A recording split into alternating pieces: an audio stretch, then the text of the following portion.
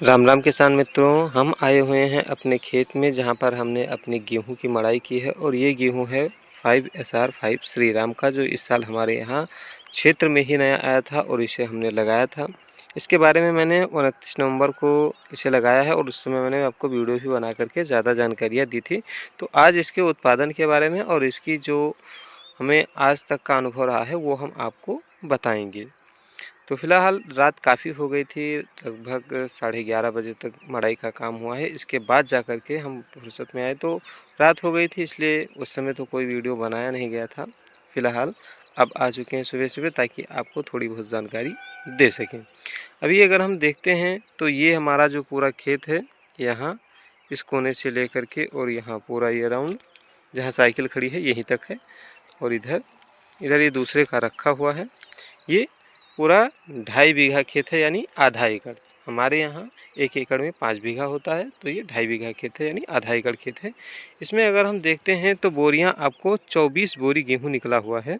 आप देख सकते हैं 3-3 के लाइन में हमने बना रखी है और सब जो है सिल दी गई हैं।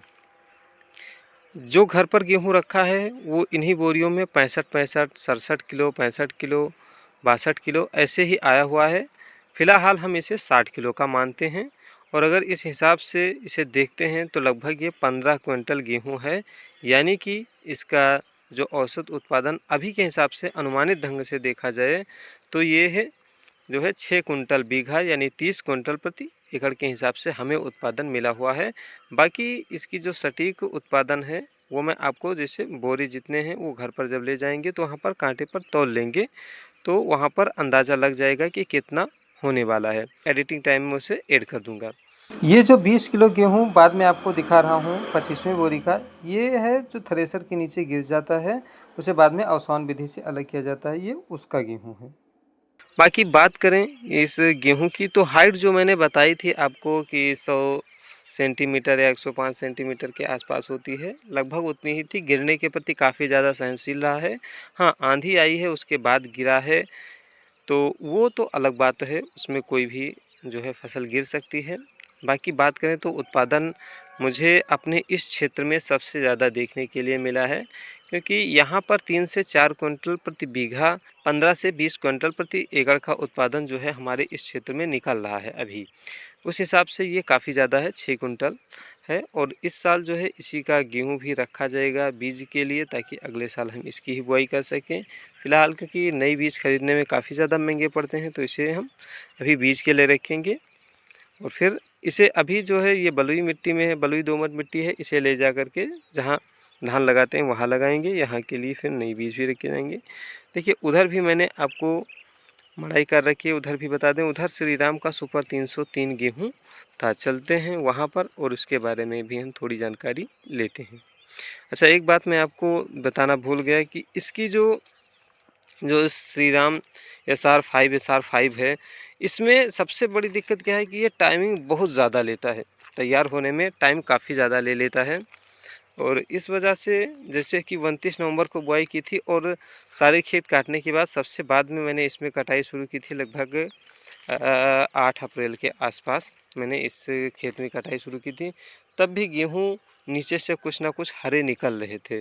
तो कहने का मतलब है इसे बहुत ही टाइमली बुआई होनी चाहिए, यानी 15 नवंबर तक इसकी अगर बुआई हो जाए तो इसे टाइम ज़्यादा मिलेगा और जो है इसे तैयार होने में थोड़ा जल्दी समय मिल जाएगा। तो इसकी बुआई जो है वो थोड़ी जल्दी होनी चाहिए। प्लांट की हाइट आप ये देख सकते हैं, ये इसी का पौधा है जिससे मैंने पूरियाँ बनाई थी, तो ये पड़ा हुआ है, ना कि इसकी बालियाँ थी। तो कहने का मतलब ये है कि इसमें थोड़ा आपको टाइम देना होगा, थोड़ा जल्दी आपको बुआई करनी होगी। बाकी इधर हमारा जो गेहूं लगा हुआ था ये घर का गेहूं ही था, श्री राम सुपर 303 का था।